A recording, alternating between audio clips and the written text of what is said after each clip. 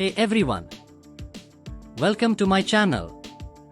आज की कहानी है एक छोटे से खरगोश रिंकू की, जो जंगल में रहता था और उसे तारों को देखना बहुत पसंद था। एक रात उसे चमकता हुआ पत्थर मिला। आखिर वह पत्थर जादुई था या कुछ और? चलो जानते हैं रिंकू के रोमांचक सफर में। Hit the subscribe button and like button. जंगल में एक छोटा सा खरगोश रहता था जिसका नाम था रिंकू। रिंकू बाकी खरगोशों से थोड़ा अलग था। उसे दौड़ना, कूदना और धरती पर खेलना जितना पसंद नहीं था, उतना ही उसे ऊपर आसमान को निहारना पसंद था। रात के समय जब सारे खरगोश सो जाते थे, रिंकू चुपके से अपने बिल से बाहर निकलता और तारों से भरे आकाश को देखता। चमकते तारों को देखते हुए रिंकू कल्पनाओं की दुनिया में खो जाता था। वह सोचता था कि तारों के पीछे क्या होगा, क्या कोई दूसरा जंगल होगा, क्या वहाँ भी खरगोश रहते होंगे। रिंकू को तारों से बातें करना भी अच्छा लगता था। वह उनसे पूछता था कि वे कहाँ से आए हैं, क्या उन्होंने कभी जंगल देखा है, क्या वे भी अकेले रहते हैं। रिंकू की यह आदत बाकी खरगोशों को अजीब लगती थी। वे उसे चिढ़ाते थे और कहते थे, रिंकू, तू हमेशा तारों को ही क्यों देखता रहता है? धरती पर भी तो बहुत कुछ है खेलने के लिए। लेकिन रिंकू उनकी बातों पर ध्यान नहीं देता था। वह जानता था कि तारों की दुनिया में कुछ ऐसा है जो धरती पर नहीं है। एक रात तारों को निहारते हुए रिंकू को एक चमकती हुई चीज जमीन पर गिरती दिखी। पास जाकर देखा तो वह एक चमकता हुआ पत्थर था। रिंकू ने उसे उठाया। पत्थर गर्म था और उसमें से मीठी धुन निकल रही थी। रिंकू को समझ नहीं आया यह क्या है। यह एक पत्थर था, लेकिन कोई साधारण पत्थर नहीं। यह पत्थर हल्का गर्म था और उसमें से एक मधुर धुन निकल रही थी। रिंकू ने ऐसा कुछ पहले कभी नहीं देखा था। उसे समझ नहीं आ रहा था कि यह पत्थर क्या है और यह धुन कहाँ से आ रही है। रिंकू ने पत्थर को अपने हाथ में लिया और धुन को ध्यान से सुना। यह बहुत ही सुंदर और शांत धुन थी।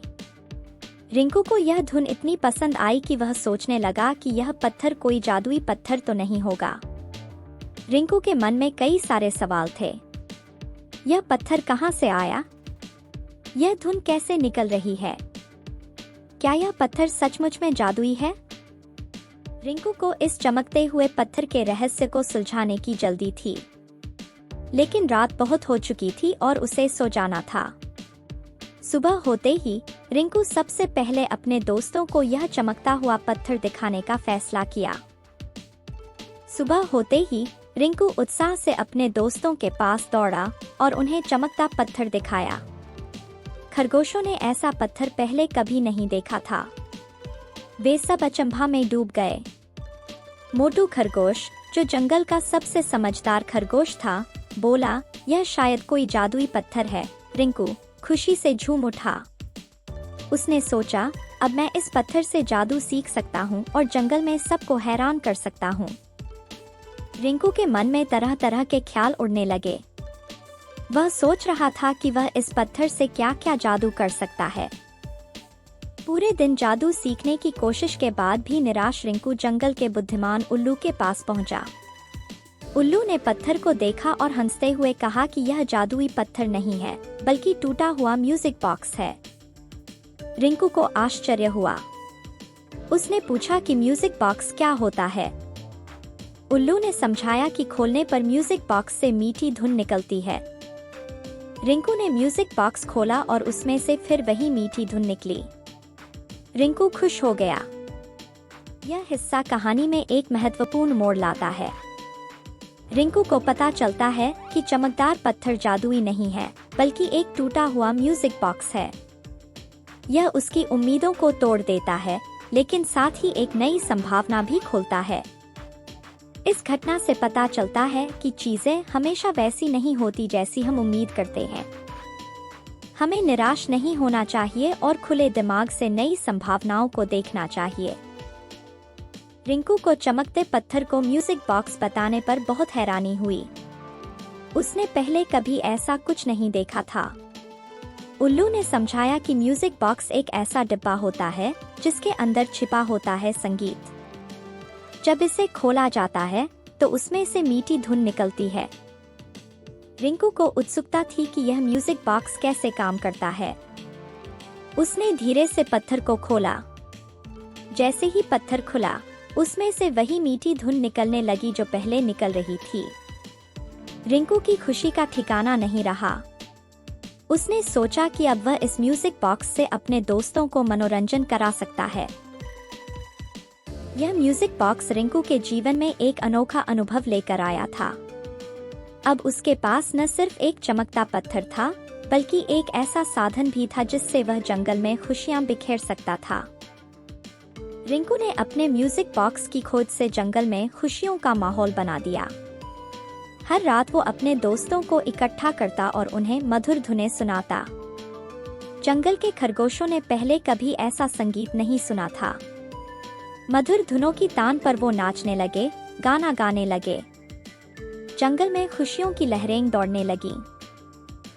पहले जंगल में सन्नाटा पसरा रहता था, लेकिन अब हर रात संगीत की धुनें गूंजने लगीं। खरगोशों के चेहरे खुशी से खिल उठे थे। रिंकू का म्यूजिक बॉक्स जंगल के लिए एक अनमोल तोहफा बन गया था। इस तरह रिंकू ने अपनी अनोखी खोज से जंगल में खुशियां बिखेर दी और सभी को संगीत का आनंद लेने का मौका दिया। इस कुछ दिनों बाद जंगल में रहने वाला शेर बीमार पड़ गया। जंगल के सारे जानवर डर गए। शेर की दहाड़ सुनकर सबकी जान हिल जाती थी। कोई भी उसके पास जाने की हिम्मत नहीं कर रहा था। इस बात का पता चलते ही रिंकू को एक आइडिया आया। उसने अपने दोस्तों मोटू, बंटू और छुट्टन को बुलाया। उन्होंने मिलकर तय किया कि वे शेर के पास जाकर उसे म्यूजिक बॉक्स की मधुर धुन सुनाएंगे। धीरे धीरे डरते हुए सभी दोस्त शेर के गुफा के पास पहुंचे। उन्होंने सुरक्षित दूरी से म्यूजिक बॉक्स बजाना शुरू कर दिया। धीमी और मधुर धुन सुनकर शेर शांत हो गया। उसे गुस्सा नहीं आया। धीरे धीरे उसकी तबीयत भी सुधरने लगी। इस घटना से रिंकू को यह महत्वपूर्ण शिक्षा मिलती है कि हर किसी में कोई न कोई खासियत होती है, चाहे वह कितनी भी छोटी या अजीब क्यों न लगे। हमें अपनी खासियत को पहचानना चाहिए और उसका इस्तेमाल दूसरों की मदद करने और दुनिया को बेहतर बनाने के लिए करना चाहिए। यह कहानी हमें यह भी सिखाती है कि अलग होना कोई बुरी बात नहीं है। वास्तव में यह हमें दूसरों से अलग बनाता है और हमें अपनी अनूठी प्रतिभा और योगदान प्रदान करने का अवसर देता है।